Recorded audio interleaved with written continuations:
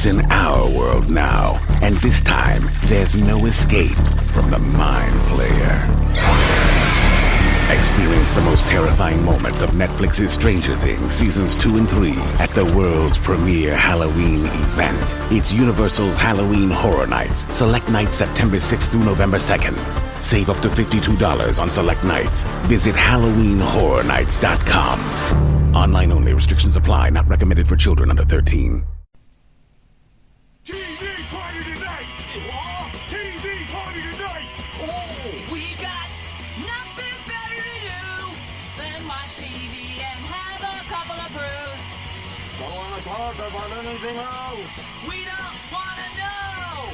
We're dedicated to our favorite shows! Oh, my circuits! Everybody loves Hypnotoad! Scary Dog! Pearson at Blurnsville! Futurama! Good evening, Radulich and Broadcasting Network faithful. I'm your host, the mandated reporter, and frankly, I'm mortified, Mr. Mark Radulich. And this is TV Party Tonight, where our favorite show tonight is the 2019 iteration of Swamp Thing, brought to you by the good people from DC Universe, Big Shoe Productions, Atomic Monsters Productions, DC Entertainment, and Warner Brothers Television. Joining me tonight down in the bayou is a good friend, Jesse Starcher. Jesse, how fucking perfect was that intro? That was spec-fucking-tacular. Let me tell you something, Mark. I regret to inform you that TV Party Tonight has been canceled due to budgetary issues. Oh, Jesus Christ. Oh, no. We have made an accounting error, sir. Apparently, you have not paid me the $0 you owe me. The check's in the mail. Would I lie to you? What Jesse is, of course, referring to, and I'm just going to read right from the wiki here. On April 17, 2019, it was announced that the production for this series had been unexpectedly cut short due to creative differences with DC Universe's parent company, Warner Media, thus reducing the original episode order from 13 to 10.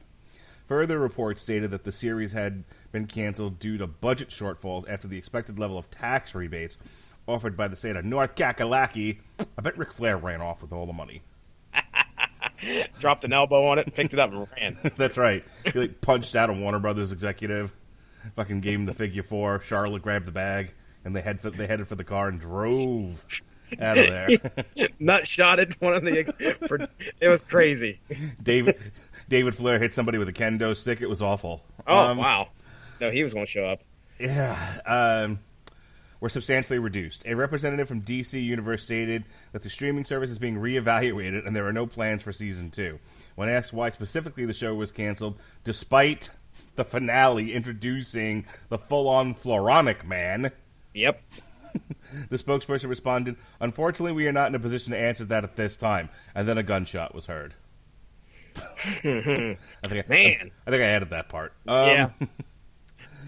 There's a little bit more here, but that was basically the story of what happened to this thing and why it was only canceled for one season. Because apparently it got very good reviews from the critics.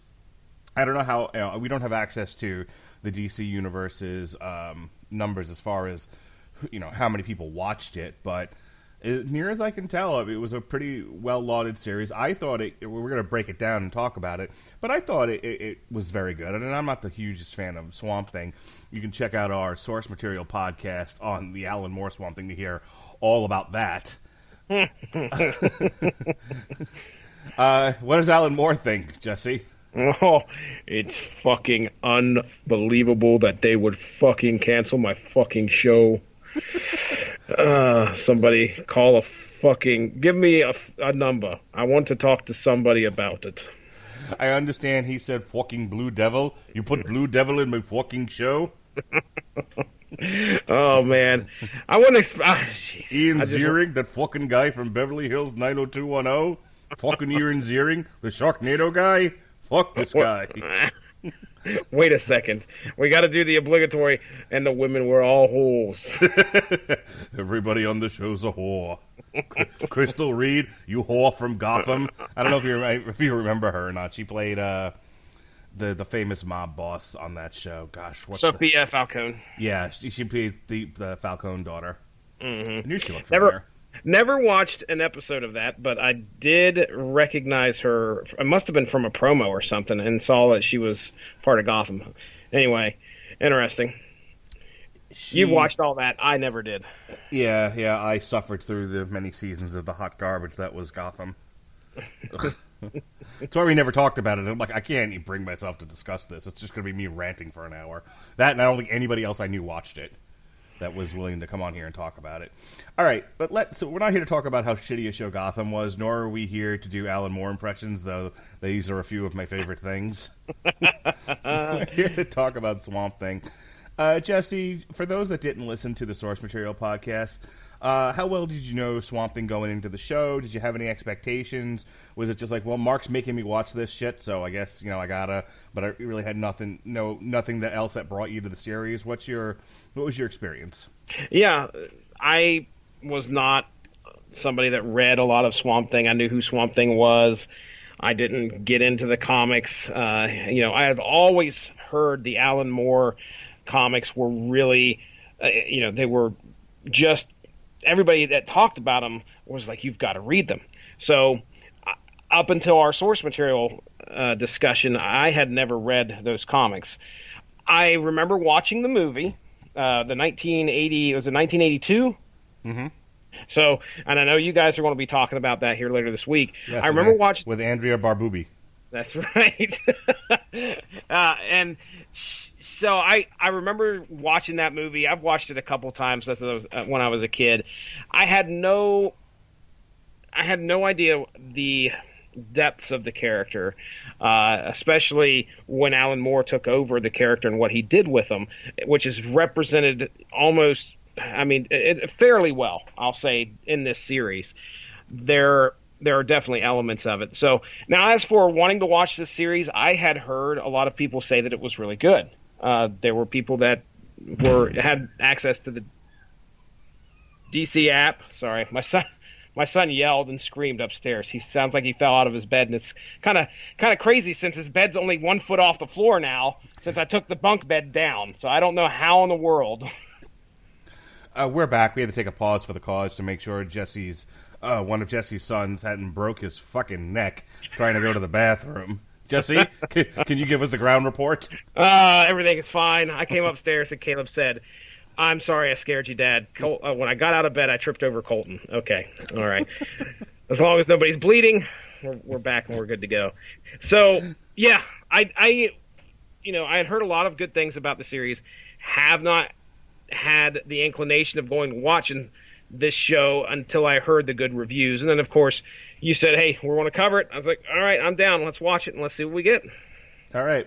For myself, I'm not a huge fan of the horror genre. I get made fun of incessantly on Damn You Hollywood by Robert and Alexis and Jason Teasley because I just am very resistant to doing anything related to horror. There's the occasional, huge franchise thing that I feel like I just can't avoid by, the way that we've designed that podcast, so I'll watch them. Stephen King's It. Later this year, we're going to do Dr. Sleep, I think it's called, which is the sequel to Stephen King's Shining. The Shining. Thank you. I even thought about doing Child's Play because there's a huge franchise to kind of to mine and talk about or whatever. It just happened to be the same week as something, I think the Lion King or something. So it's just we weren't going to get it. It wasn't the Lion King. It was something else. We weren't going to get to it. So earlier this year though, I did go see Crawl. So I will see the occasional horror movie if the topic is something that I'm interested in. Had it not been for doing a podcast where we look at a lot of television shows, mainly the stuff having to do with comics and franchises, I don't know if I would have watched this. But I would have been robbed of a good television experience if I hadn't watched it, because it's really quite good. I expected it to be more gross. And that's jeez, wow, really? And that's as good a place as any, because I had heard reviews on it.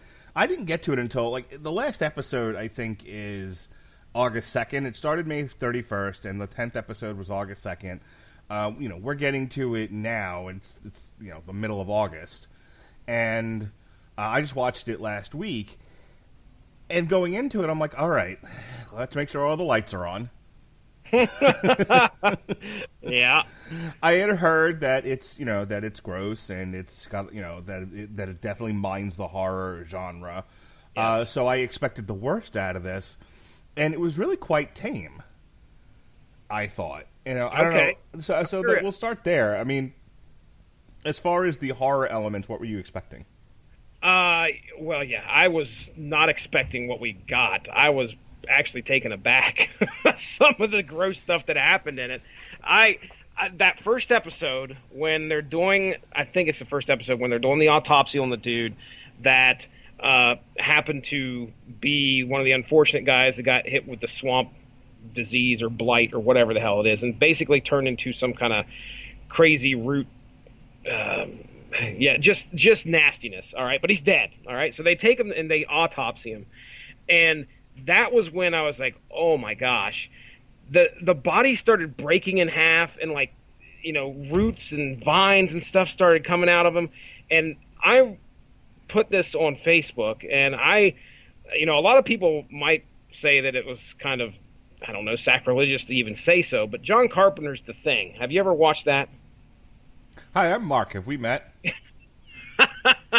I know you're not the big horror genre guy. Kurt Russell's, and I'm talking about the one that stars Kurt Russell, by the way, because there's a scene in that where it's similar. We have the body horror, which was mentioned on the Source Material podcast. We have the body horror of somebody's body not I guess representing what a body should be. Something else has taken it over, and that is very, very prominent in that autopsy scene where just it almost like stands up on its own, and the dead body's half apart. It was nasty, and when you see the guy before they even take him back, he's at his sink. He's trying to, obviously he's dead, but you could tell he was trying to figure out what was going on with him when he died, because out of his mouth is a tree root or something, and he's just become all viney and scaly.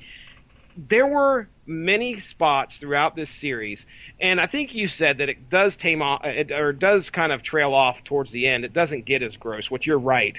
Those first, 4 or 5 episodes there is an element in there that's pretty gross usually. There's going to be a scene that kind of makes you go, ugh.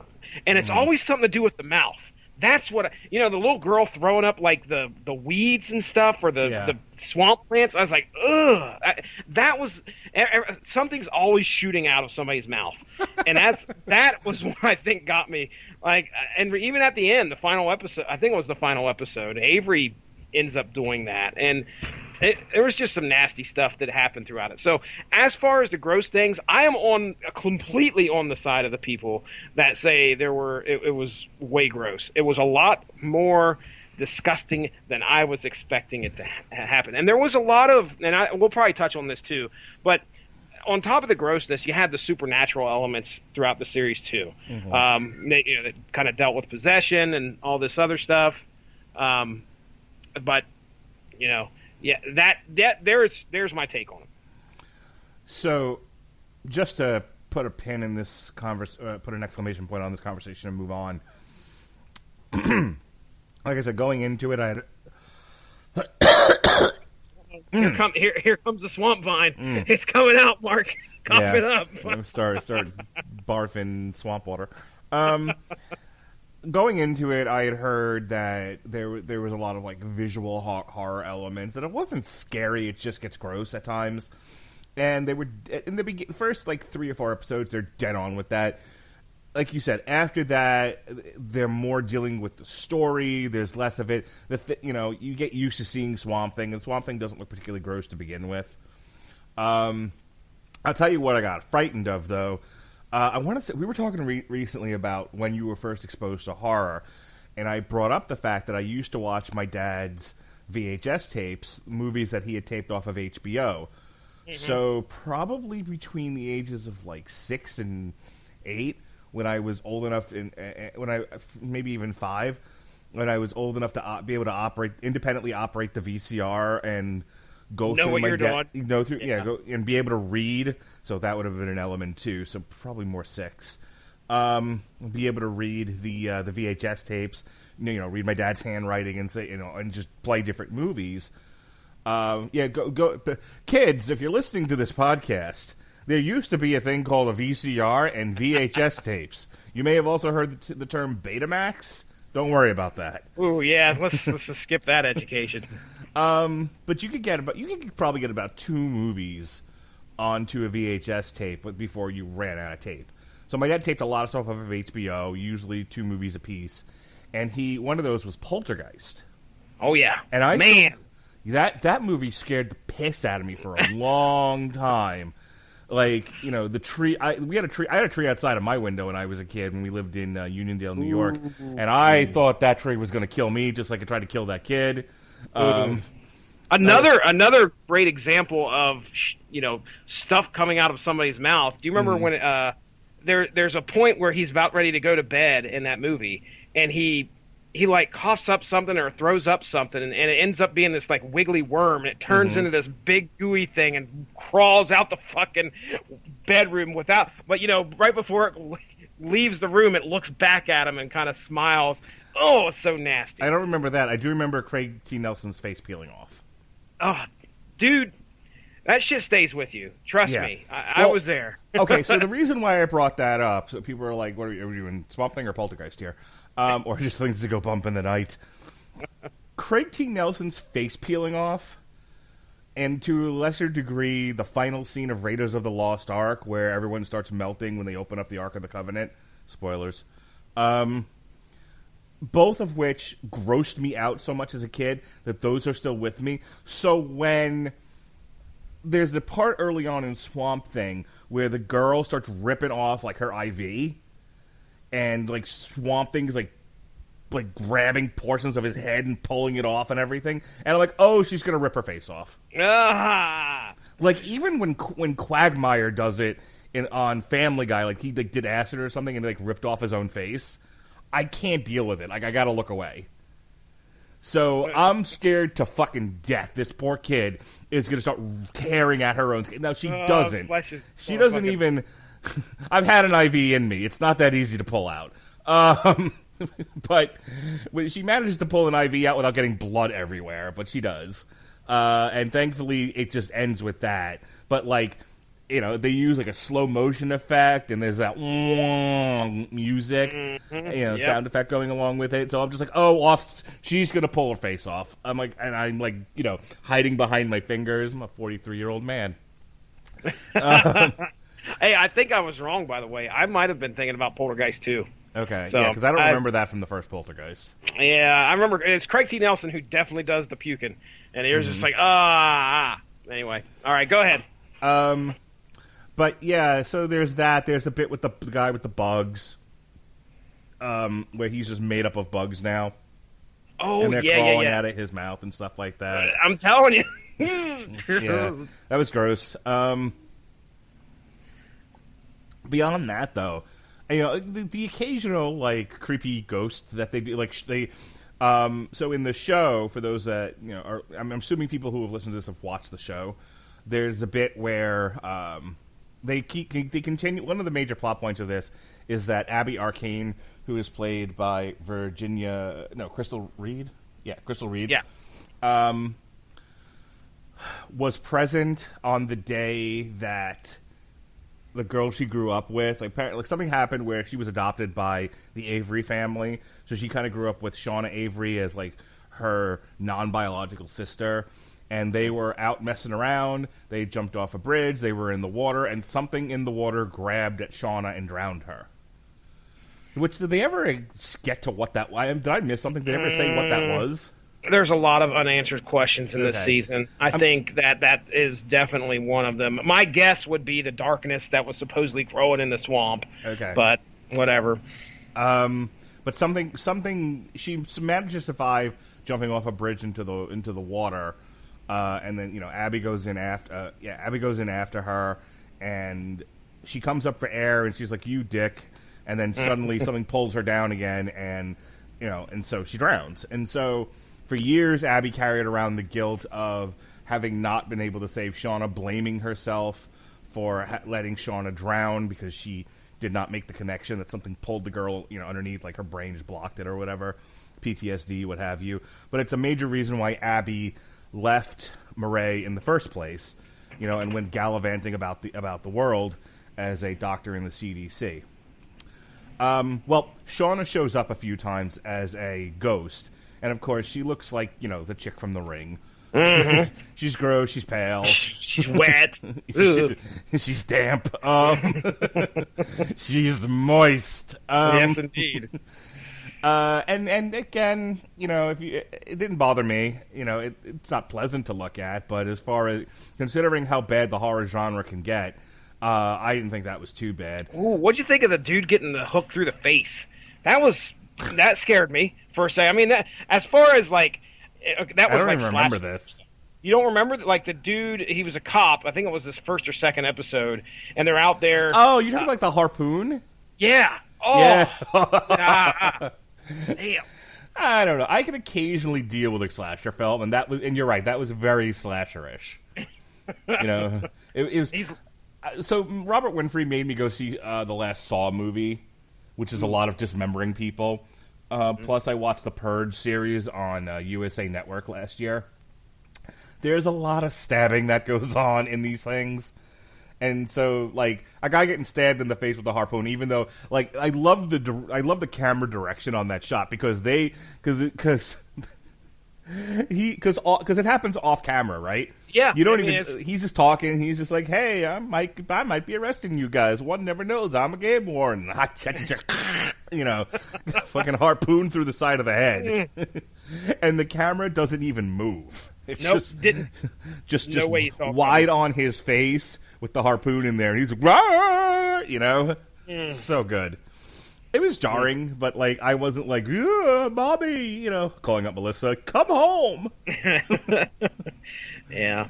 Well, those moments are, yes, definitely prevalent throughout the series. So, and as you get towards the end, just like you said, some of them kind of slack off. I think towards like the last episode had a few kind of gross moments, but I know like a couple episodes prior to that, they were mostly focused on the story of Swamp Thing and who he was and what he was. Well, I don't know, man. You could say the autopsy was pretty gross, but really, he's just digging into a. I want to save talking about the anatomy lesson. Yeah, that like deserves its own topic. But moving on from the horror elements, I think we've sufficiently talked about that.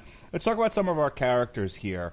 Let's talk about Crystal Reed as Abby Arcane, the CDC doctor, who comes back to Murray, as I said before, after having left due to the guilt of being present for Shauna's death.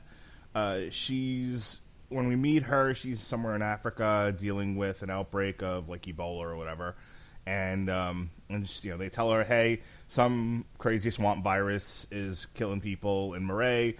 And so she comes home, and not only does she have to deal with this crazy virus that nobody understands because it's not really a virus, but she has to deal with confronting her past. Mm-hmm.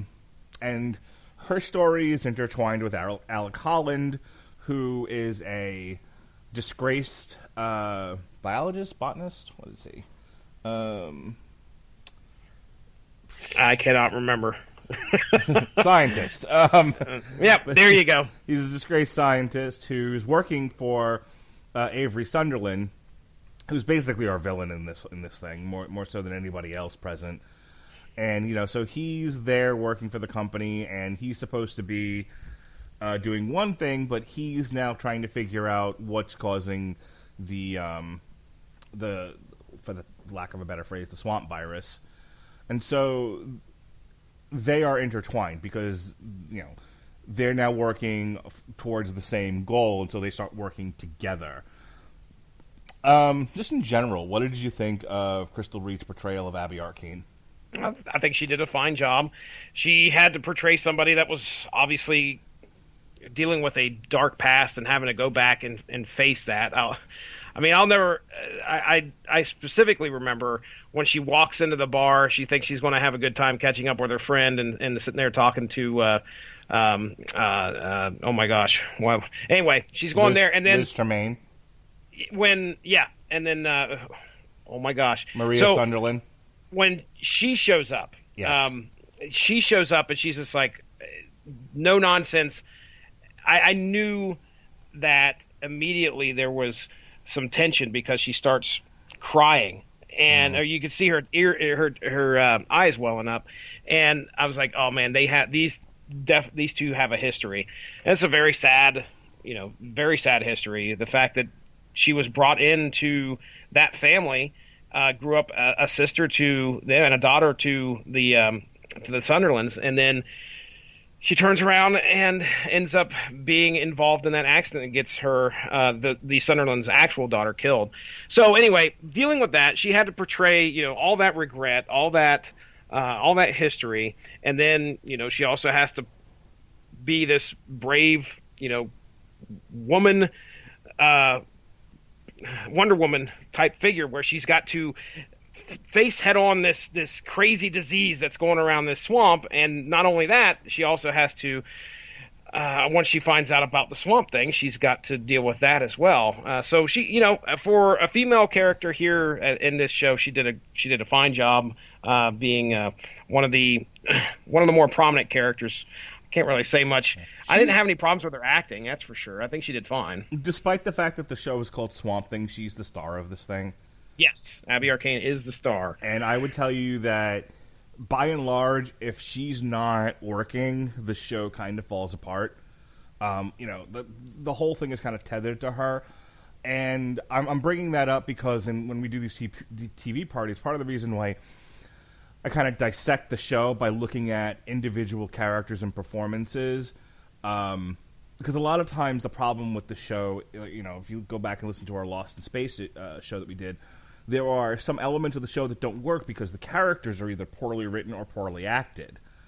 And in this case, like I said, Swamp Thing's probably one of the best shows I've seen this year, not involving the sale of crack cocaine.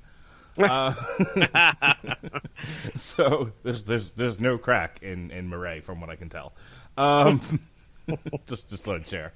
But this Swamp Thing was actually one of the best shows I've seen this season. It was solid throughout, and a large portion of that goes to the fact that she's solid as an actress. She is sympathetic. Her character doesn't do wild and stupid things. I don't know if she necessarily has a tremendous arc. I think in a lot of ways she's just sort of reacting to things, and then she has a very, very solid, very concrete code of, I am a doctor, I am a healer. And so, like I said, I don't know. I don't know how much of an arc there is. I don't know if she's much different at the end of the show than she is at the beginning. But she's definitely reacting to a lot of things, and she's carrying a lot of weight with her. And if there is an arc, it's more because she comes to understand what her role is in Shauna's death. Yes, and realizes that it's not her fault, and she's able to forgive herself, and she gets a little bit stronger as a human being because of it. But for a lot of it, she's just kind of being a leader, and she's a hero, and she's reacting to this town coming apart at the seams. Mm-hmm. And I think you made a good point in the fact that she has to reconcile her past.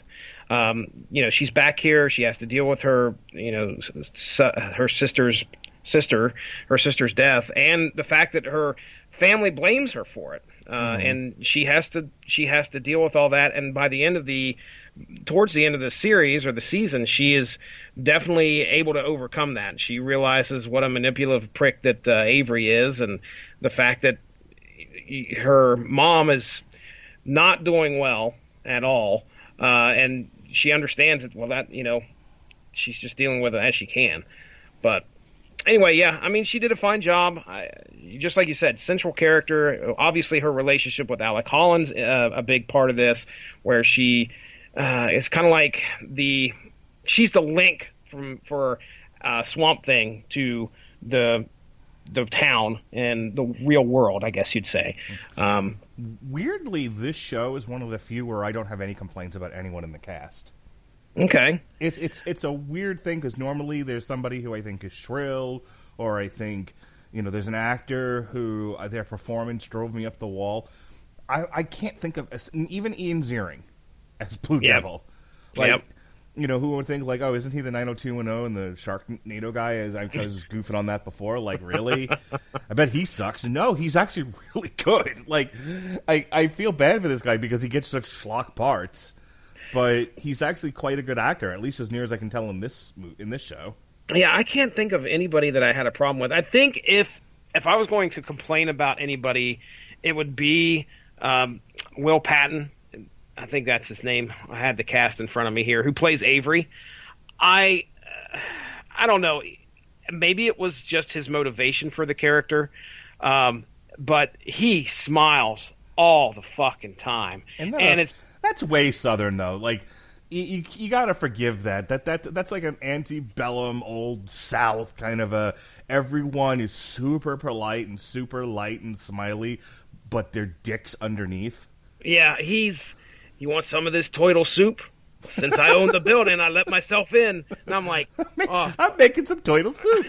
But it's like he can't stop smiling. I don't know what it is, but that kind of drove me nuts. However, I will say that the best acting job on here, I honestly think, was Kevin Durant as Floronic Man, or Dr. whatever the hell his name was. Jason Woodruff. Jason Woodruff, yep. See, I'm going to rely on you for names, even though I have the internet in front of me.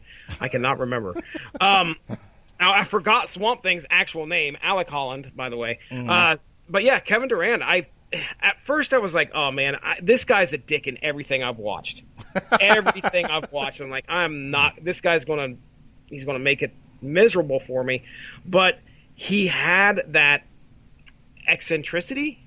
Is that a good word? Yeah, about him that made him like, okay, this is the kind of the guy that I just read in the Swamp Thing book. He's got that weird, like, just that side of actually normal. He's a scientist who's really wrapped up in his work and odd. He's kind of an oddball. Yeah, he's playing the character as very committed to his work as a scientist. Like almost on the autism spectrum. Like he's just utterly socially awkward and devoted to his work and his wife. Yep. But but in social interactions, he's like just a fucking ass. Yeah, the first time we meet him, he walks onto the Sunderland's property and he immediately runs over to this gardener who's tending to this tree, and he's like, "You need to go get sugar and you got to get some water and we got to put this in there, soak it in the roots. This thing is in shock."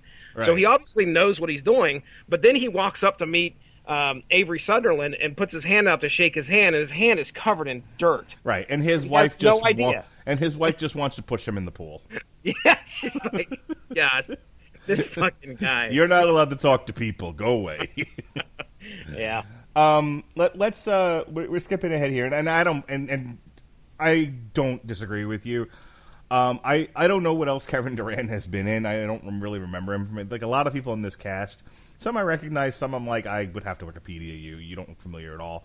But I thought he did a great job of playing that, like, personality disordered, autism spectrum, highly intelligent, socially awkward, Sheldon-like scientist. Mm-hmm. I believe that he would turn himself into a plant man.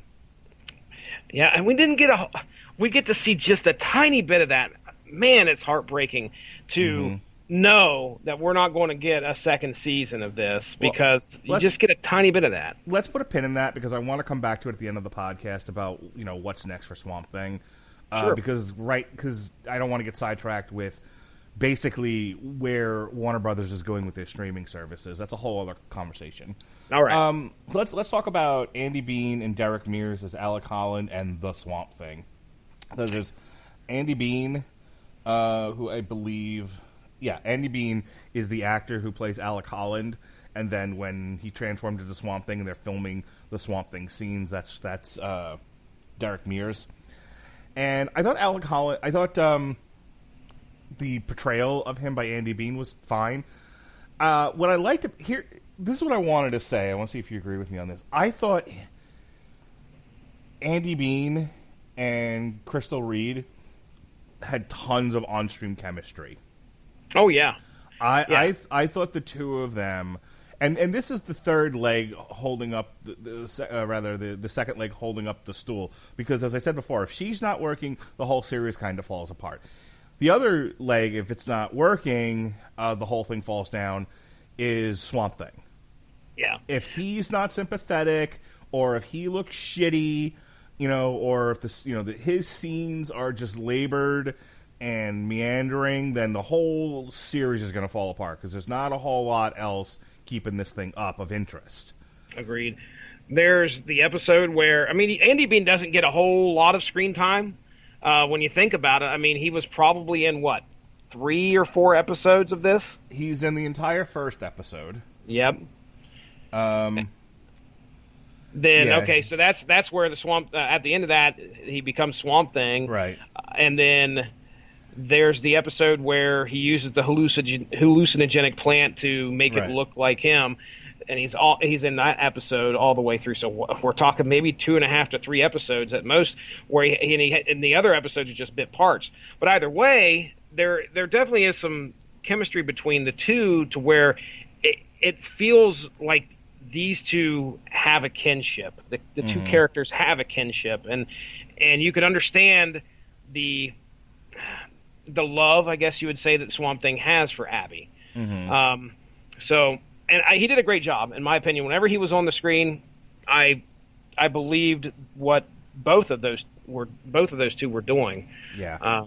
I never got to a place where I wasn't, and this is again a common problem you have with a lot of TV shows these days, especially the ones we cover here, is you get cast members that are such absolutely terrible people, you're not rooting for them, and they're your leads, they're your stars. Yeah. Your Mackies, your McNultys. The people who they are the big leg on the stool holding everything up, but they're so terrible that you're conflicted about rooting for them. There's really nobody who's a lead on this show who I'm rooting against, because I hate them. Mm-hmm. I want Swamp Thing to become human again. I want Abby to solve the problems, and and I'm cheering for her. And she's, the way she's written. I want her to be successful. I like her. I like Alec Holland. I'm cheering for him. I want him to be successful. We want him to get cured. We want him to come back. I'm not looking for any of the monsters to fucking dismantle him. And I'm actively rooting against Avery. Sometimes they make these villains just cooler than the other side of the pillow, to where you're like, I wish they'd win. No, I want him in the turtle soup. Some turtle soup. You can have the turtle soup. Let me ask you a question: Have you ever butchered a giant turtle before? Oh, dude! Speaking of gross, gosh, they had to go all in on that shit too, didn't they? I'm sure he was showing some elementary butchering techniques right before they shot that, and he was just he's like, this wasn't in the fucking script when I read for this. God damn it! He's pulling out guts and all other stuff, nasty. Yep. But and then he just left it there. I probably would have done the same thing he did. Just start hacking and popping stuff off. Mm-hmm. There's the bottom. Take that off. Okay, here we go. Gordon Ramsay's just watching. Make sure you get the knuckle. They do a lot of butchering on MasterChef. That's where that joke came from. Oh man, the kitchen. Just thinking of the kitchen reminds me of when that guy was hallucinating and started stabbing his arm and stuck his damn arm down. Yeah. Oh, that got to me. I'm not the biggest fan of. I can go see snakes when they're caged up and everything at an aquarium or a zoo or something, but just when he stuck his arm in there and he pulled it out and he's hallucinating the snakes wrapped around his arm and it's wide and showing fangs and biting him, and I'm like, this is rough. Anyway, I thought Swamp Thing looked good. That was another problem I thought I was going to have with this. I thought they were going to go over the top, making Swamp Thing look gross. I thought the whether it was a bodysuit or whatever special effects they used to produce him, I thought they did a good job with. Yeah, if it's practical or digital, however they did it, it looks fine. The good thing is that they don't have to worry about a whole lot of detail. just because most of it's shot in the dark anyway. Yeah. It's But it wasn't like Game of Thrones, the Battle of Winterfell. no, shot in the dark. it wasn't that bad. Wasn't that bad. It was readable. You could see what was going on. But yeah, there wasn't any times where I was having issues suspending my disbelief. I was able to say, "Oh yeah, that's the Swamp Thing, and he's taking care of business or whatever he's doing." So yeah, it looked good to me too. Derek Mears and his portrayal in it. I mean, I can't say that was fine too. I mean, really, when Swamp Thing was talking, it was like, that I guess I could maybe say I couldn't picture Andy Bean as being Swamp Thing at that point in time because Swamp Thing was so reserved, and when he would talk, it was like very. I would say it was just kind of held back. It wasn't like it was a human talking. Obviously, it's not. It's a Swamp Thing, but yeah, I was okay with Derek Mears' portrayal of Swamp Thing and how it looked. Here's my one criticism of the show relative to Swamp Thing. There's a lot about the green, and later on, like I said, they'll actually turn Jason Woodrue into the Floronic Man. There's a lot of balls in the air. Oh yeah, that are thrown into the air in this season. Most of them get resolved. The stuff with Maria Sutherland more or less gets resolved. She tries to overthrow Avery and get him killed. That was a twist for me. Probably the biggest. I didn't see that coming. In the show. Had no clue. Yeah, and so she spends her B plot in this is she's depressed and trying to stay connected to the ghost of her daughter, which they introduce a character from DC called Madame Xanadu, who's like, I wouldn't if I were you. There are dark forces afoot here, and you're going to mess things up. There's a lot of that going on. She mopes for a good portion of the series, and then somehow or other she comes out of it, and then she's wise to the fact that Avery and the sheriff had been sleeping together, and at one point early on she's wise to Avery basically being broke. This is again part of the C plot, that the whole reason this show exists and things are happening is that Sunderland is paying the locals to take boxes of a it's an accelerant, isn't it? Yeah, a mutant accelerant that was created by Jason Woodrue.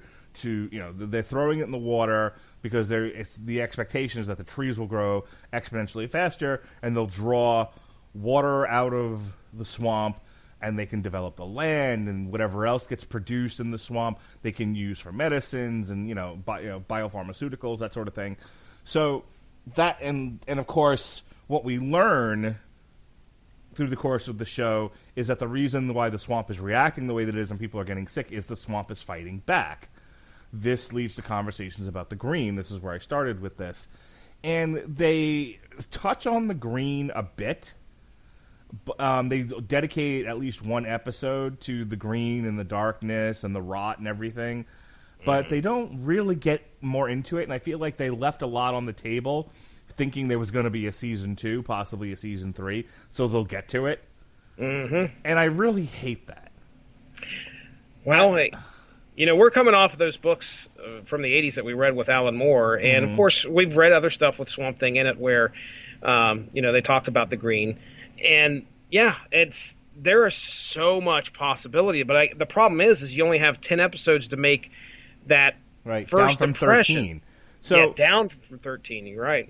So I feel like the show was paced pretty good up until the very end, where they know they had to quick kill things because they were running out of time, and then they don't even have another season they can go back to, and deal with those balls on the air. The fucking last episode's called Loose Ends. Yeah. The circus is packing and leaving and going to the next town. Good night, everybody.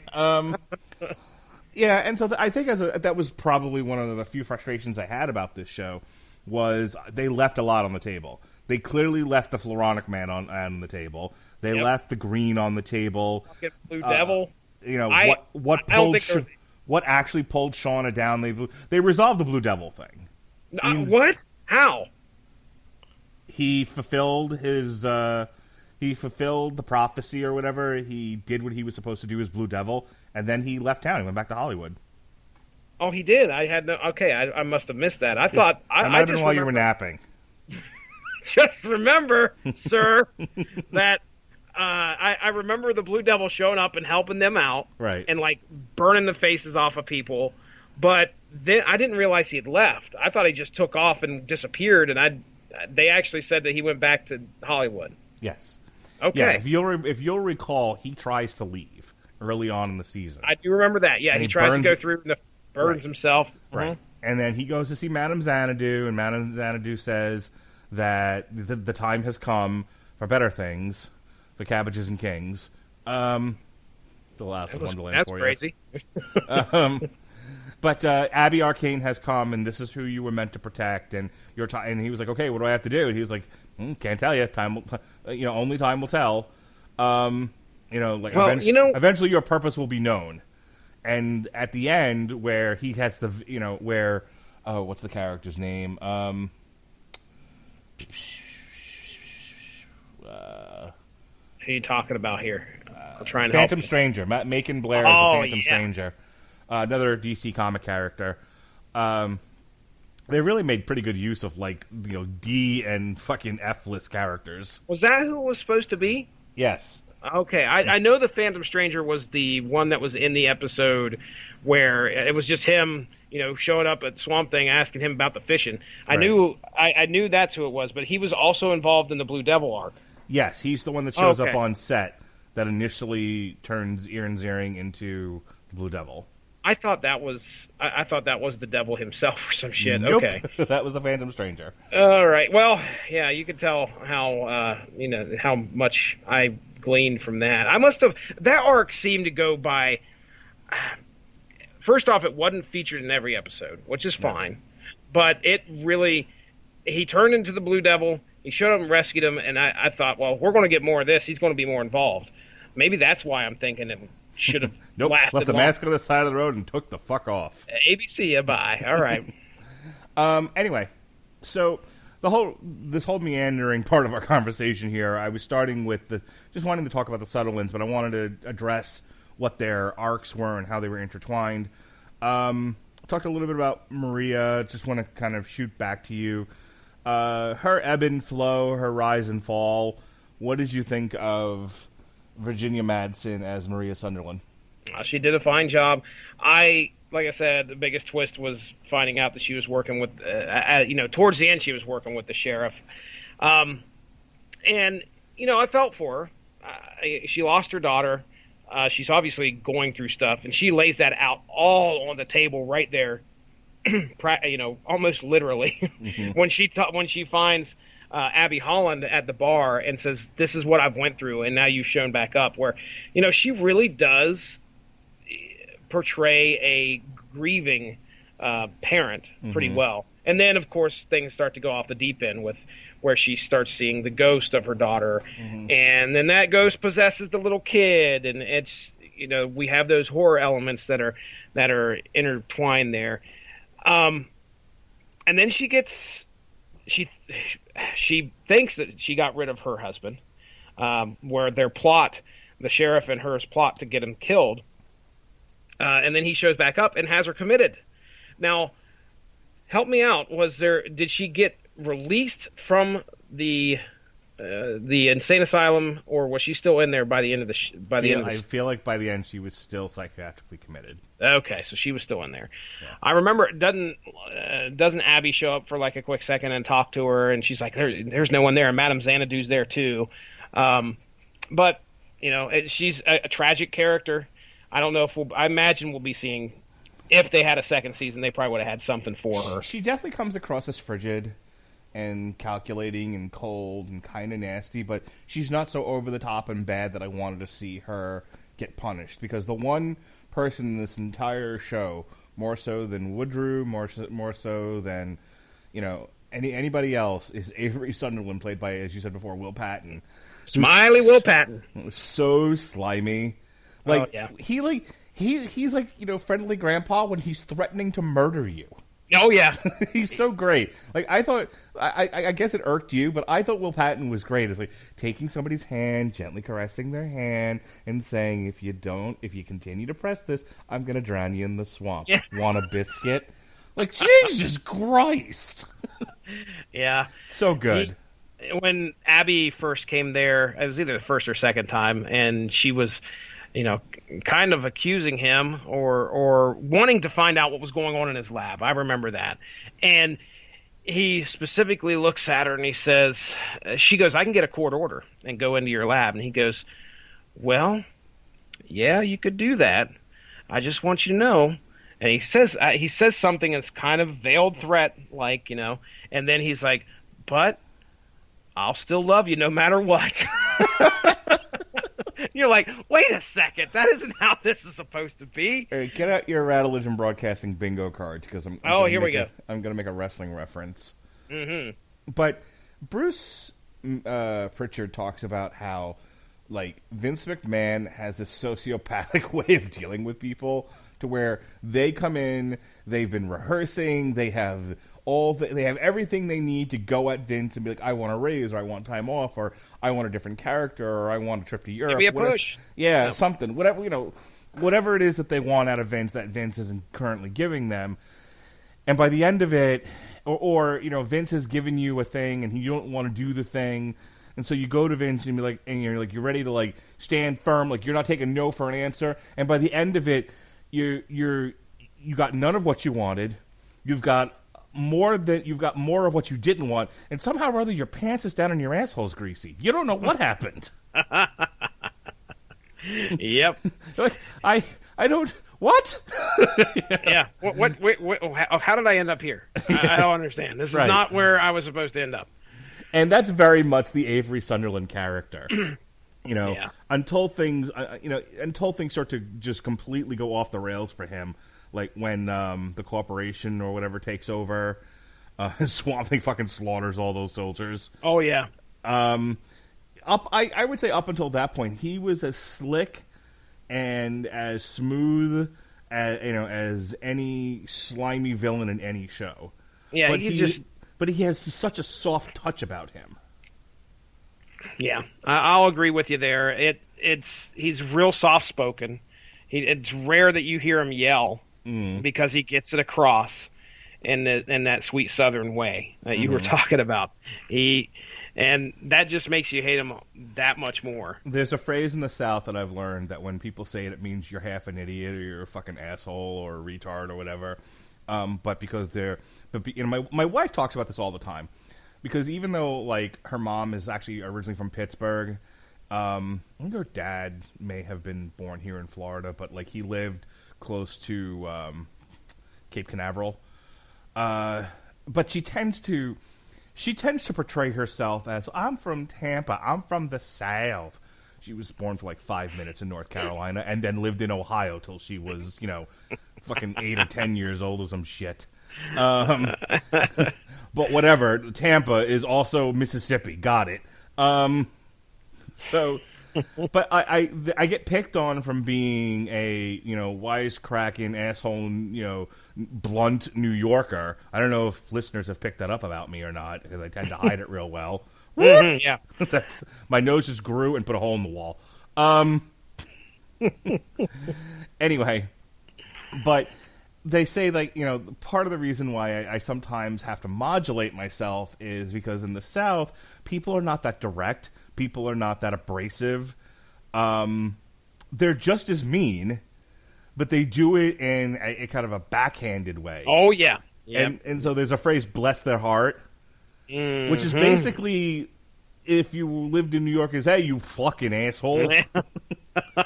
What an idiot. What an idiot. That's what it is. Forget about it. It's the same phrase. It's just a lot nicer said. Bless their hearts. Mm-hmm.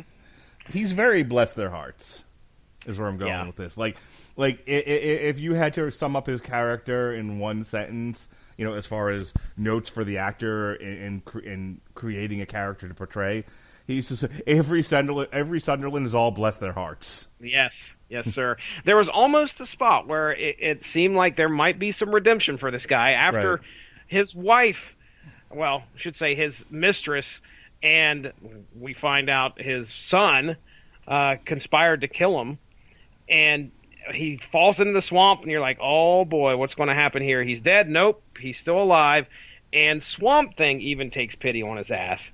And you're like, oh, okay, well, he's going to turn a corner. He's actually going to, realize that he's a lucky man, and now he needs to do things a little bit better. Nope.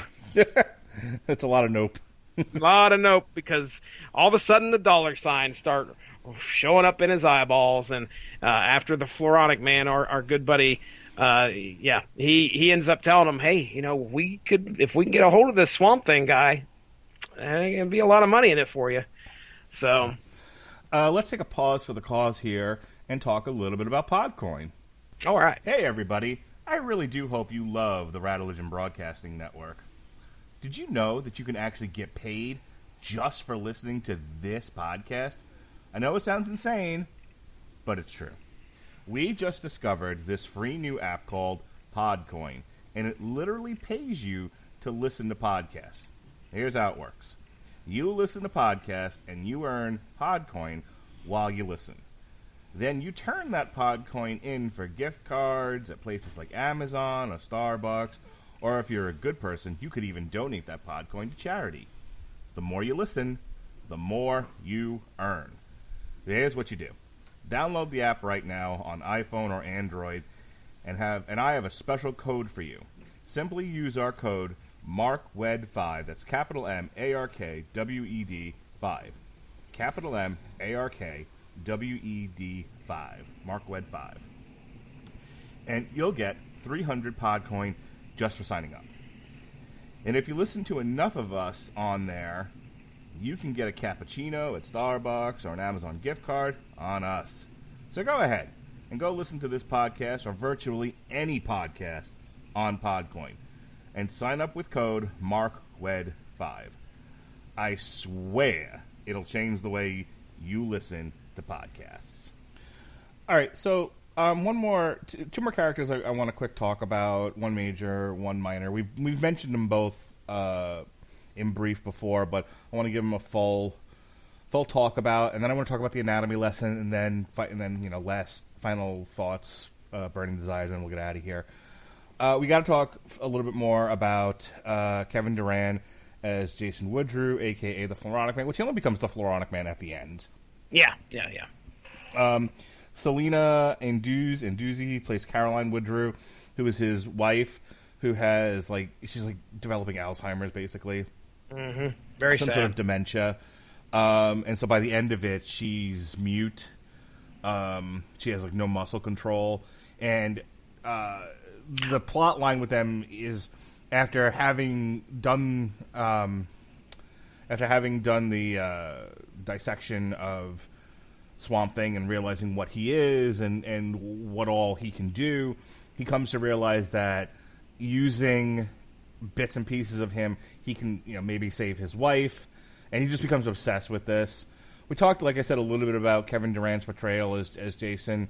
I thought, like I said, clearly the intention was for a season 2 where he would be the main villain. Mm-hmm. And I have to, and I'll talk a little bit more about this when we do the anatomy lesson. They definitely cribbed liberally from Alan Moore's interpretation of Swamp Thing, which I was happy about. Obviously it's the one that most people think is the best in terms of solo Swamp Thing outings. So I'm glad that that's the motif they went with. Anything more about Kevin Durant's portrayal? I have to say, his delivery on some lines was a bit breathy for me, a bit too breathy. There were times where I wish he. I know it's in the portrayal, and I don't want to complain because it's acted well, but I'll talk a little bit about this when we talk about Krypton too, because the guy that got playing Lobo, sometimes I'm listening to him talk, and I'm like, could you enunciate? Is he Australian in that? Is he? He sounds Australian. Okay, all right. Yeah, I was curious. Well, yeah. I chalked it up to eccentricities. I'll use that word again. I mean, that's the way I kind of thought Kevin Durant was playing this character. And so when he would go on a monologue, I was like, well, that's exactly the way this fucking character would act. He would go on some type of a monologue, and he was just, he didn't really seem evil at all right up until maybe the very end, where I honestly cannot say that he was evil in that aspect. I mean, obviously him wanting to get Swamp Thing and do the autopsy on him while he's fucking living, that's pretty bad. But all he was trying to do was save his wife. That was his main goal. He wanted to use whatever knowledge he could to do something so the love of his life would not die. And that's a very, very, that's a valiant motive, in my opinion. Yeah, I get a little tired. We've talked about this before about, all the villains want to take over the world. They're hegemonists. It's like with Avery, they created a reason that he was a bastard. His company was going broke. Mm-hmm. If he didn't take a risk, if he didn't do something big time, they were going to be out of business. Mm-hmm. Okay, I can see now the desperation. It isn't just, I must destroy the swamp because I'm evil. That sort of thing. It's it made sense that he would kind of, for the greater good of himself and maybe even the greater good of man. I mean, he did talk about we want to create jobs and develop medicines here. Again, this isn't, we're going to build a mall. Yeah. Or whatever. Like sometimes they write these characters, and it's just they're the evil corporate guy doing corporate-y things. Mwah! Mm-hmm. And it's deeper than that, and it's more realistic. And then you have Jason Woodrue, who he doesn't, yes, he obviously favors plant life, but he loves his wife, and he isn't necessarily the way they portrayed Jason Woodrue in the Alan Moore comic, where it was just like, I hate all human beings, what you've done to this planet. Yeah. He is just awkward. And he loves his wife, and he saw a goal, and like I said, like a very personality disordered or developmentally disabled person, he just focused on that goal and to the exclusion of all else. Like, I know everybody fucking everybody associated with this network, at least, hates the Big Bang Theory. Because of the, what are they, it's like nerd, not minstrel, but something associated with minstrel. Sure. Something along those lines. They just hate the way that these characters portray stuff people surrounded with this network like. But I always, my counter argument is always, it's not about the nerd stuff. The show isn't about liking Star Wars and liking comics. The show is about 4 socially awkward guys who also happen to be very smart. Mm-hmm. And what it's like navigating the world that doesn't necessarily understand them or adapt to the way that they are. They have to adapt to it, and therein lies some degree of the humor. Yeah. And so, so I look at Jason Woodrue, and I see Sheldon. And Sheldon could be sympathetic at times. You understood where he was coming from. He said many times in the show, I have great difficulty with change. Change produces a lot of anxiety in me, and I have to process it in my own way. They did an entire thing where so many things were changing around him all at once, he actually left for a while and, took a train ride across the country. Yeah. Jeez. So, when you have that kind of my wife comes home every day and she tells me about all these autistic kids that are in her school, and she doesn't teach. She teaches at a normal upper middle class elementary school in Tampa, but because of the college that's there and the cancer center and a lot of these places that are recruiting from all over the world, a lot of people are moving into the area, and they're bringing with them kids with all kinds of disabilities. And she talks about how, she had one kid from the Middle East who just sat in the chair rocking and screaming. Ooh. Oh, that'd be rough. Yeah. And that's not the only one. There's a kid from one of the Caribbean islands that apparently only knows how to speak by singing the Mickey Mouse Clubhouse song. Who, by the way, referred to my wife today as "Oh Toodles." Well, that's never going to die. Oh Toodles.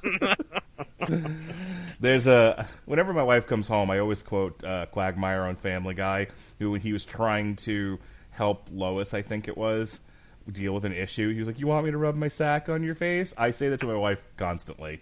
She comes home and complains about something. I'm like, "Want me to rub my sack on your face?" And she literally tells me every time, she's like, "If you ever stop saying that, I'm going to assume something's wrong and we're headed for divorce."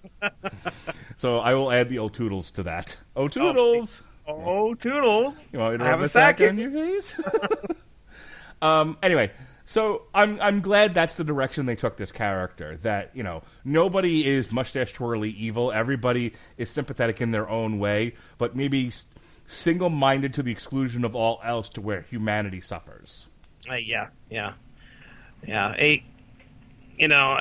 There were a couple moments where you can kind of see maybe you could say, "Oh boy, that's a pretty dastardly thing to do," but you know, most of the time, Jason Woodrow just, to me, seemed like a guy that was going to, if there was a problem, he was going to try and figure out what it was in order to try and help either his wife or, you know, just the thrill of the scientific discovery. I remember when Blue Devil showed up at his house, he almost acted excited. Even though the guy showed up there in the middle of the night and he turned into blue flame, but he was like, you know, this is a process, you know, and he did that to him. He did that to him on purpose. He's the one that injected that stuff into the IV. Right. But, you know, it was all just to kind of, he furthered his scientific goals and he didn't give a shit about any protocol. Right. There's a lot of that in this show. Just real quick, like I said before, Ian Ziering, best known for playing a character on Beverly Hills 90210. He's now part of the reboot. In recent years, he's done a lot of sci-fi schlock. Let's have some fun here, Jesse. Okay. You want to have some fun? Always. So here's the last couple of films he's done. Okay. Oh boy, oh boy. He did a Netflix film called Malibu Rescue. He did a film called, in 2017, he did a film called F the Prom. I'm curious about Malibu Rescue. Is it like a fucking Baywatch ripoff or something? It's gotta be. Malibu Rescue is an American comedy web television series created by Savage Steve Holland and Scott McAvoy for Netflix. Okay? Okay. All right. So it's a series. Only it's listed in film. Let's see here. He's in a film called Snake and Mongoose.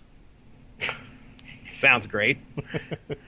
It's a 2013 film about Don the Snake Prudhomme and Tom the Mongoose McEwen, the greatest rivalry in friendship in drag racing history.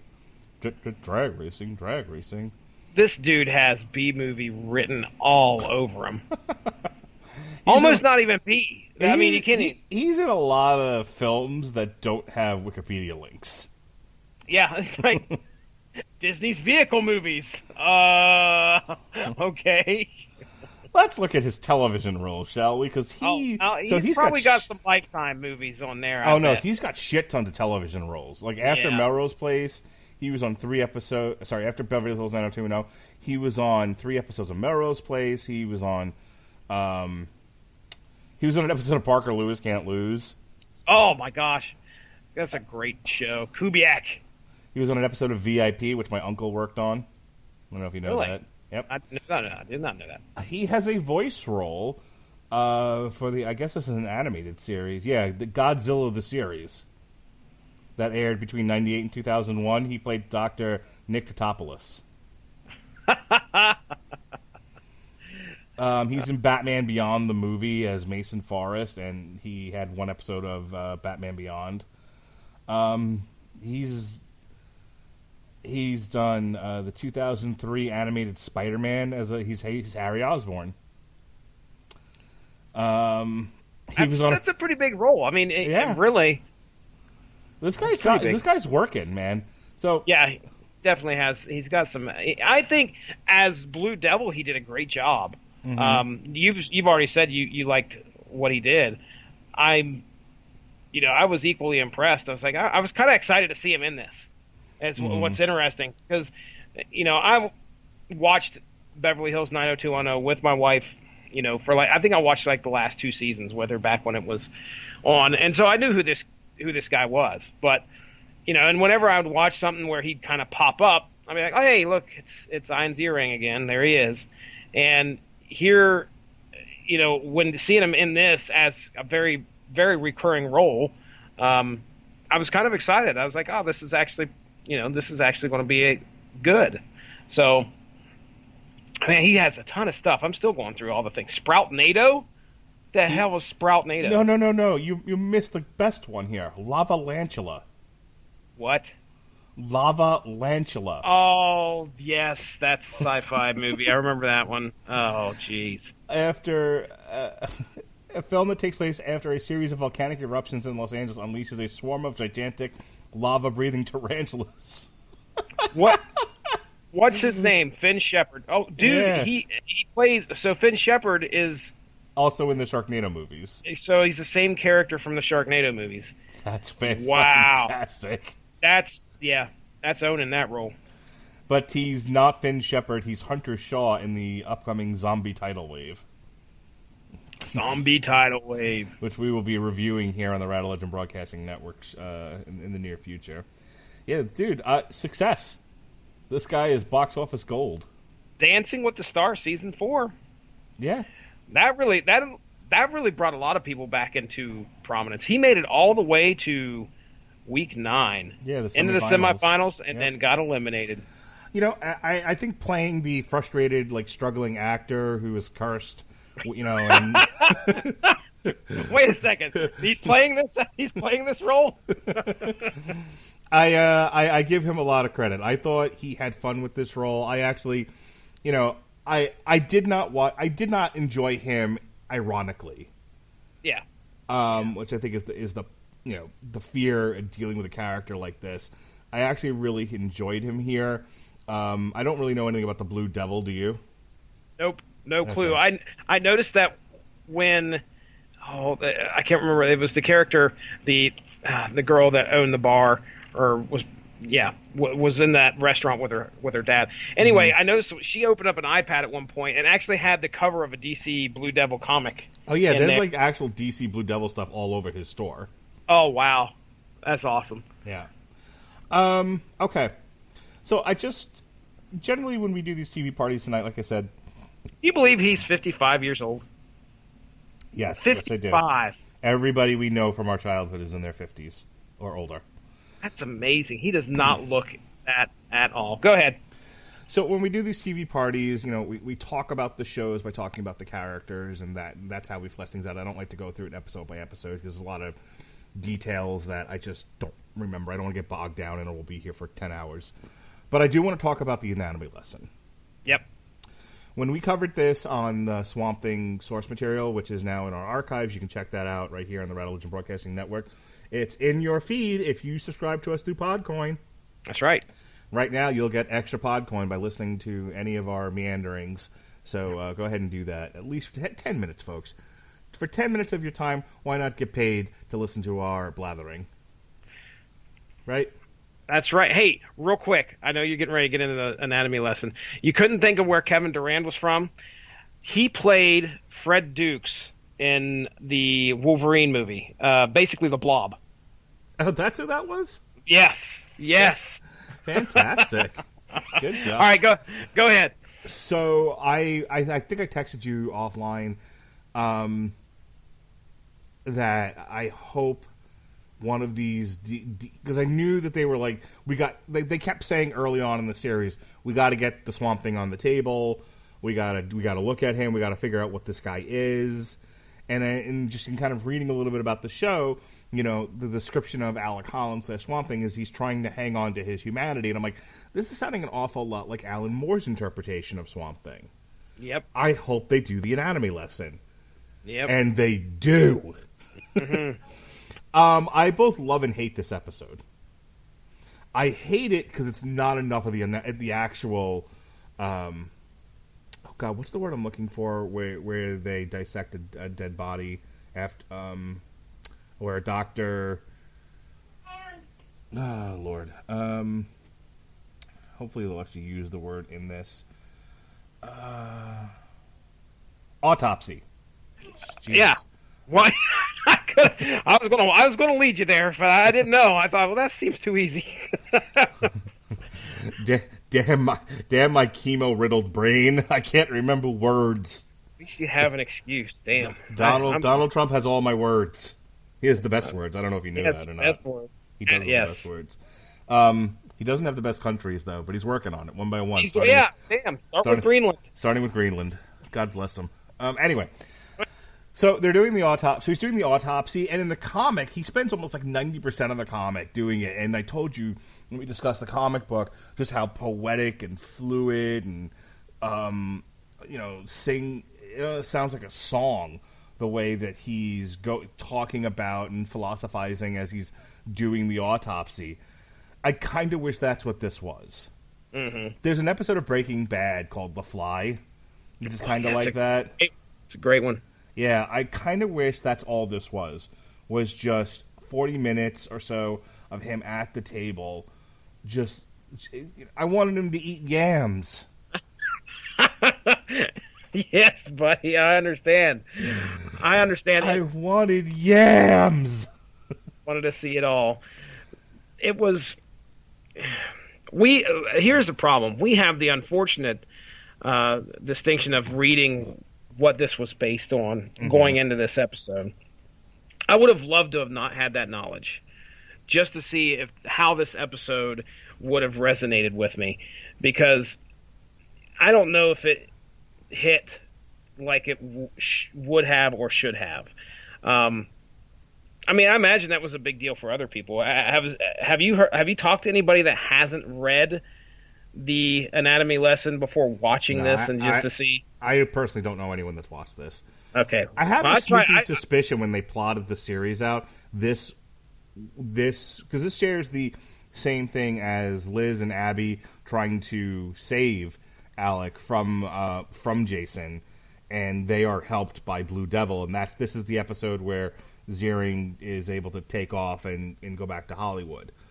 I have a sneaking suspicion this got contracted into one episode when they lost 3. Oh, okay. You understand what I'm saying? Yep. So they had to make some concessions and get this in there, and yeah, the slow build to it probably wasn't there. I mean, I don't know. It felt, it just didn't feel like, to me. Since I knew what was coming, I think that diminished how it impacted me. But it was still good. It was still, I could see them picking at him, the Floronic Man, Jason Woodrue, just picking at him and taking those things out, and the revelation of like, oh my gosh, this is a lung, but it doesn't act like a lung. I just had, I knew what was coming, and that kind of spoiled it for me. So yeah, I wish like we had just had like full on like orchestral music and him just examining and narrating. Yeah, it could have been done a lot better. Instead, we had it had to be rushed towards the end. I was gonna say they don't spend that long doing it. He kind of just cuts into him. And he pulls out the heart and lungs, and then it's like, oh, well, these don't work. You're a plant. You think you're Alec Holland. Oh, and then damn. And then it turns into fucking John Wick. People are just getting shot, and in the background, you just hear Swamp Thing going, no, and that's it. Yeah, it's so much better in the comic book, and I'm not really one of these people. This is like the comic book was better, yeah.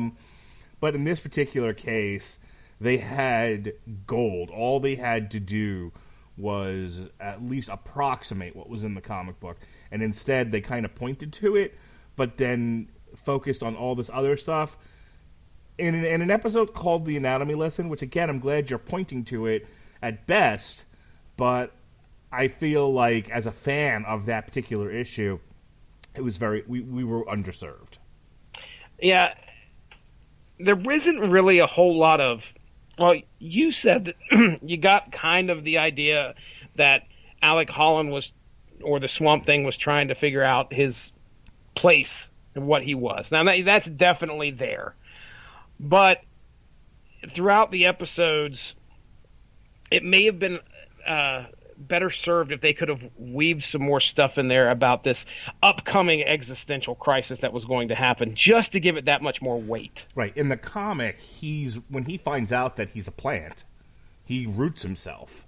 Yeah, he Like, fucking goes through some shit. Yeah, he fucking gives up on being Alec Holland. He's like, all right, I'm a Swamp Thing, and proceeds to turn into a thing that just lies in a swamp. Right. And it's only when Abby's in and I think that would have made that more effective. Like, if they might have gone in that direction. Who knows what those last 3 episodes would have been like?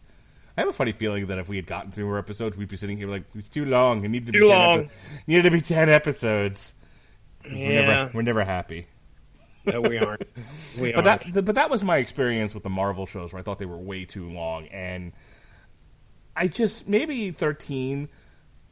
I could have used another 1 or 2 more episodes to really flesh things out. Yeah, there's a lot of stuff packed into these 10. Yeah. When you think of, just like you said, Avery has 3 subplots practically. We find out towards the end, he's the dad of so-and-so, and you're just like, whoa, this guy has a lot of shit going on. Then you've got other characters that have even more layers. Blue Devil, all these characters have layers that just didn't really have the time to be exposed. Right. Instead, it was just like, here you go. This is all of it, and we got to get to the end somehow. Now, there's a, and this is one criticism I have of the writing. There is definitely a lot of Abby moping. Poor frowning Abby, yeah. The only time you see her smile, I think, is when she's with Alec. Mm-hmm. That's the only time you see her smile, which is that's perfect for them too. But yeah, she's moping around and trying to come to grips with what the hell the Swamp Thing is, and it's like, all right, well, we once or twice is good enough. Then we can move on from there. Last words, Jesse. Any burning desires? I personally love the show. I mean, no show is perfect, and this one had its blemishes. But I would say, compared to a lot of the other TV that I watch, I would definitely, especially for this year alone, put this in my top 5. I really fell in love with the show once I got into it. Well, then let me ask you here. I mean, we're talking DC streaming, streaming stuff here. What do you think here? Doom Patrol or Swamp Thing? You're going to put Doom Patrol above it or below? I'm going to put Doom Patrol above it because by the end, I don't think they left anything on the table. I agree. I thought they told a complete story, even though they left it with a cliffhanger. But that's the problem. I don't know if they knew they were getting a second season. They certainly wrote like they did, and I thought as a meta sort of commentary on the world of comic books and media and their fans, while still telling this tale of very fractured and fucking Alan Tudyk. Oh, Alan Tudyk. Yeah, I thought Doom Patrol is the best thing I've seen on, as far as original stuff on DC Universe. It's like Doom Patrol, a very close second to Swamp Thing, and a distant 45 is Titans. All right. What a shit show that was. I liked it. It had its bright spots. I was okay. I'm hoping... Fuck Batman. Fuck Batman. I'm hoping Titans, because I know the show had been in development for a long time, so I'm wondering how much of what was being developed years and years ago made it into the show. But now, but it's, they're doing another season. It's debuting shortly, as a matter of fact. I think in September it's debuting. And they found out pretty shortly after Titans dropped in either late December or January that they were getting another season. So I would say, I'm hoping that the second season picks it up a bit. I have high hopes that it's good. But so far of the 3, yeah, Doom Patrol and Swamp Thing are neck and neck. And I'll put Swamp Thing up against any of the Marvel shows. I'll tell you, it's far superior to anything I've seen in Agents of S.H.I.E.L.D. Okay. It's better than The Runaways. Not by much, but I think The Runaways is quite good. It's better than Cloak and Dagger. Again, not by much, but still better. I would say probably the best of the Netflix Marvels. It was probably that first season of The Punisher. I like that one. Yeah. Third season of Daredevil, I would say it's probably as good as. I mean, I love the first season of Luke Cage, but I'm biased on that. It's definitely better than fucking either season of Iron Fist. Yeah. Well, my final thoughts here. I mean, I did enjoy what I was watching. I am upset about it not possibly having a season 2. So, did you want to talk about that? You kind of mentioned like, okay, we've got the Warner Brothers, whatever the hell is going to happen, HBO Max. What's going on again? All right. So right now, Warner Brothers is trying to figure out what they're going to do with their streaming services because they've got TNT, they've got TBS, they've got DC Universe, and they've got HBO. But they're introducing a over the top, rival to like Disney Plus, to where like everything they own is going on it. From what I understand, called HBO Max. Okay. And I know for a fact that they're right now. From what I've heard, they're keeping DC Universe around, but a lot of stuff that's on DC Universe is doubling on HBO Max. So I'm kind of hoping that I know Watchmen, which is a DC property, is getting its own series on HBO later this year. I'm kind of hoping that they decide, okay, we know that for budgetary reasons the show had problems, but let's greenlight a second season. Let's budget it out and let's just make it maybe exclusive to HBO Max. Mm-hmm. See what happens. I don't know. I'm kind of hoping that's what saves it. Is that, okay.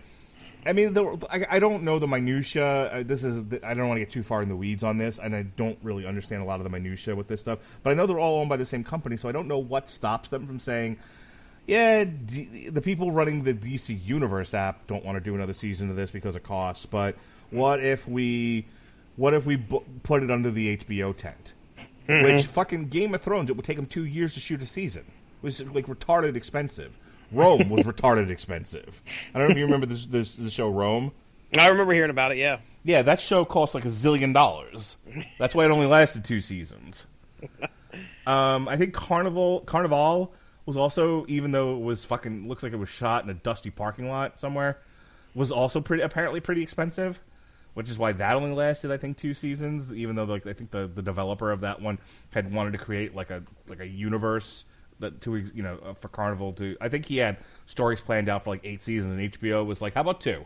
How about calm the fuck down? How about that? How about we don't have $1 trillion for your show?" Yeah. So maybe it'll get. Maybe if it was, if they look at the numbers and they go, "Well, people watched it. It drew eyeballs." Oh, dude, if you could start like promoting. We're coming back for a second season, and we're going to be introducing or bringing in a lot of the dark magic-based characters, which would make this so, dude. Bring in like the Justice League dark characters. Yeah, bring in Deadman. Bring in what's her face there, Zatanna. Yeah, Constantine is already established on the CW, but I mean. He would fit well. I don't know, man. There's a lot more that if people enjoyed this, there's so much more that can be done. The green, the blight, the rot or whatever. There's so much, and then we have Fluoronic Man just waiting to be used. Which I have a pretty good feeling that Jason or. Oh, God. Duran could... Let's use his last name. I can't remember his first name. But I have a good feeling that Duran could make this guy portray him fantastically. So, you know what I think they should do? Tell me. I think they should bring fucking Firestorm. You want me to put fucking Firestorm on my fucking Swamp Thing? And me goddamn Swamp Thing? I guarantee, like they're talking to producers and showrunners about a second season of Swamp Thing, like whoever's like running HBO and like the Warner Brothers, they're just like, listen, we really want to draw eyeballs to this. We want to make this kind of the centerpiece of HBO Max. We need original content, exclusive content for people to spend yet more money on yet another streaming service. So we want to do another season of Swamp Thing. We just have some notes. Okay, get out your pens and paper. We're thinking this season, Firestorm. And Alan Moore just like kicks open the door and shoots everybody. Fucking Firestorm. You're all dead. Everybody in this room's a whore. Especially the women. Poor Alan Moore. There's an episode of Family Guy where they mention some old actor, and it's like, hey, they said your name on the Family Man.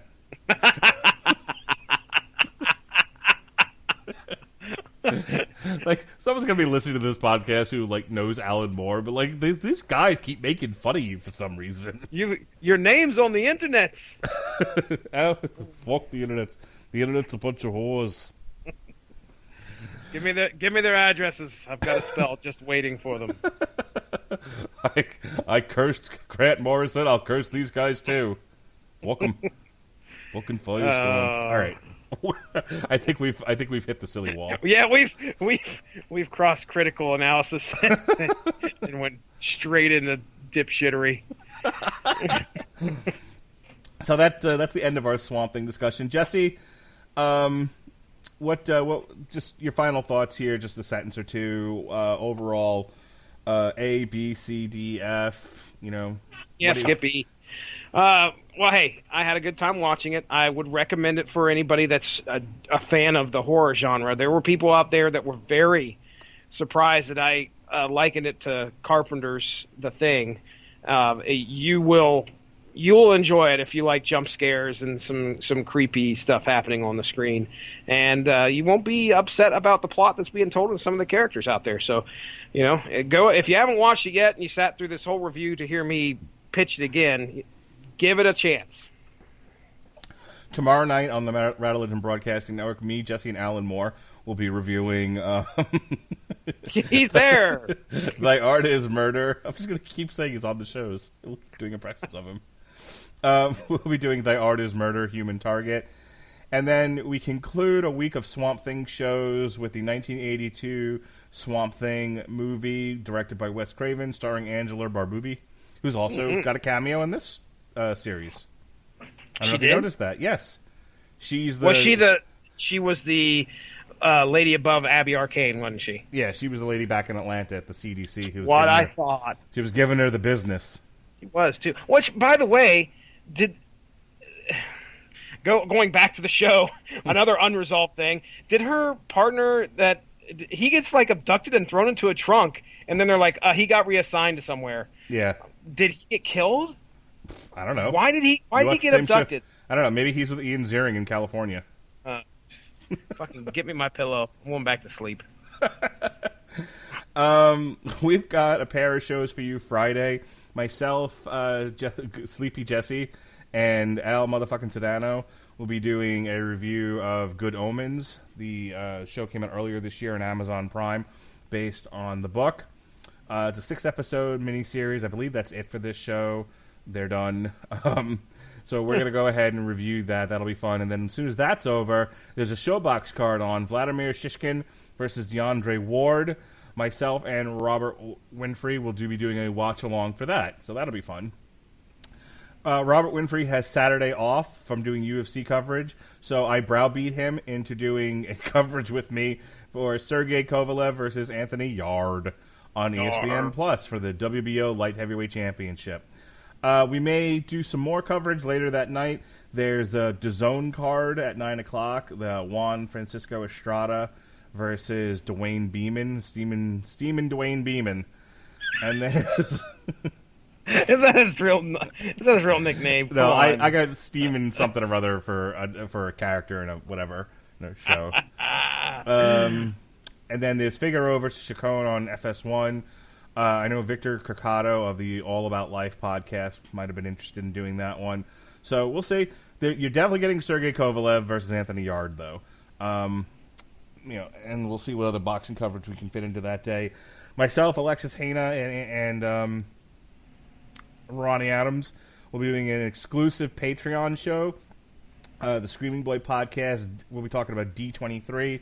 And then Jesse...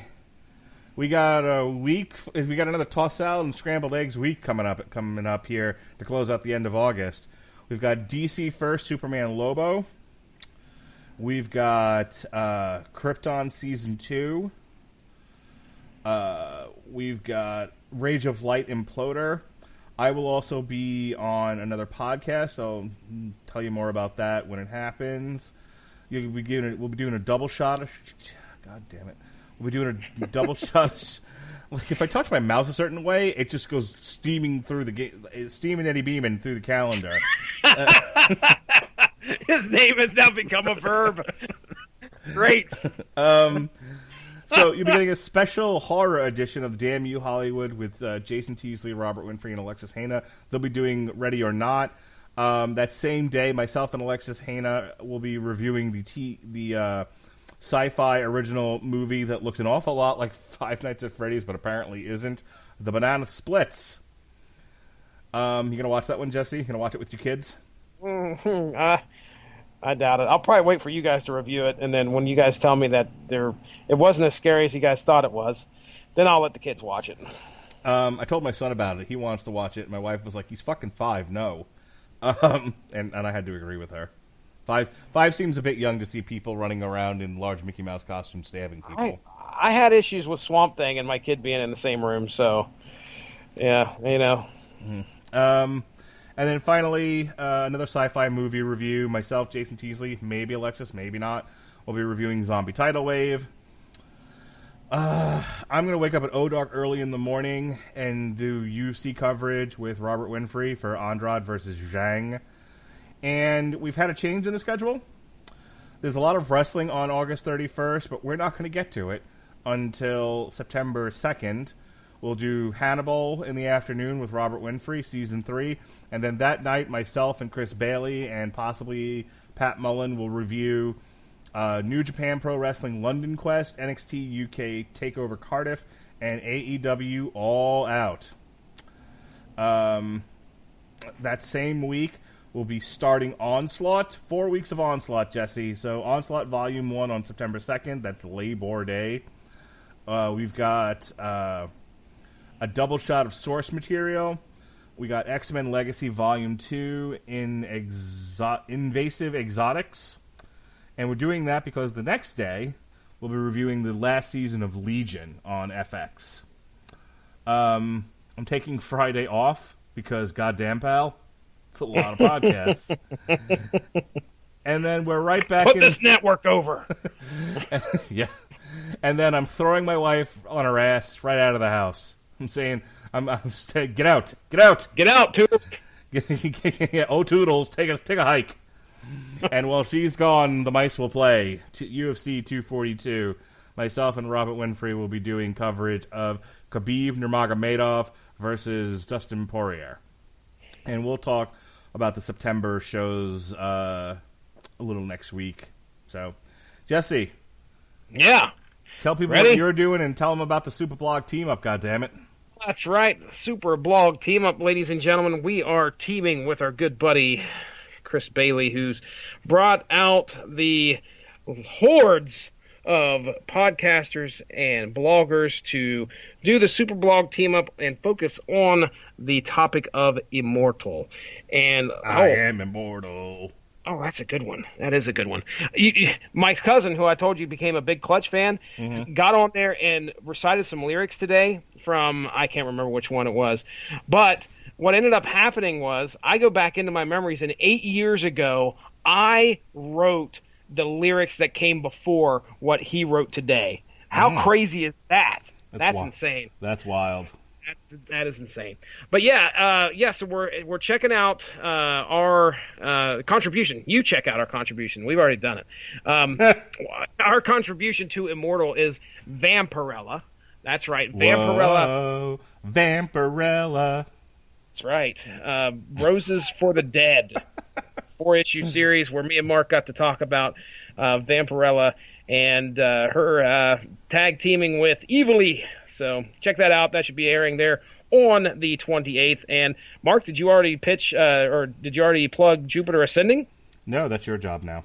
All right, Superblog Team Up, Radulich in broadcasting style. That's right. Our contribution for the network is our commentary with David Wright. Me, Mark, David Wright discussed Jupiter Ascending. And ladies and gentlemen, Channing Tatum... He never flew so well in a movie. It was amazing.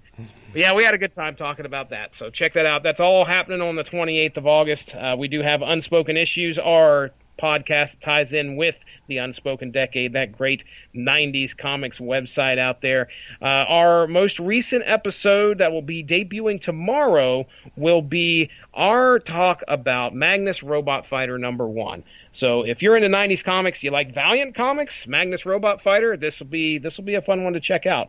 Talked about a lot of fun things on there. And if you go to the Unspoken Decade Facebook page, you can check out a poll over there where we are currently trying to figure out what we're going to talk about next. That's right. Those who like the Facebook page can vote on said poll. I don't even think you have to like the Facebook page. You just got to vote.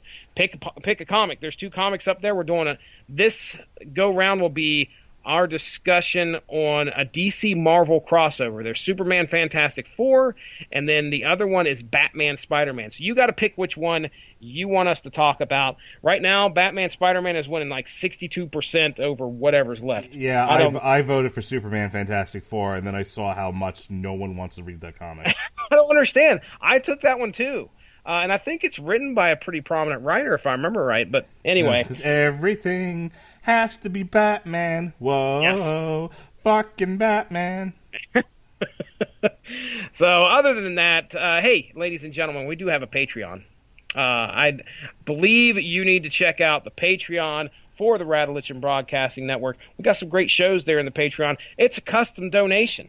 You can donate $1 per month if you wanted and get access to all that great content that's right there for you. So, hey, I think that's about it. Upcoming stuff, they're going to be going on the Patreon too, so don't miss a beat. Make sure to go ahead and set up your Patreon subscription, I guess. Become a patron, and then you'll get access to all that great content that you won't normally otherwise have access to. I'm ready to get out of here, Mark. Let's do it, buddy. All right, we appreciate you listening to our discussion tonight of DC Universe's Swamp Thing. Check out our Patreon page because we need money. Be well, be safe, and behave.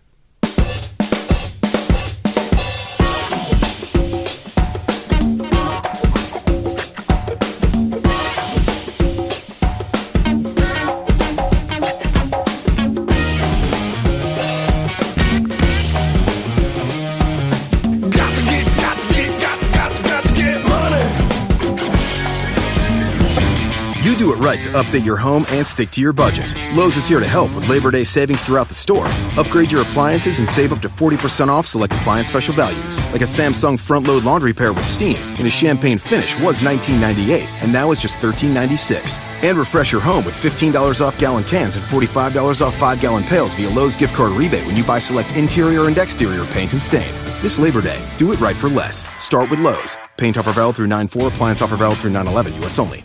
At Farmers Insurance, we know a roof can withstand a lot. One exception being an airborne car.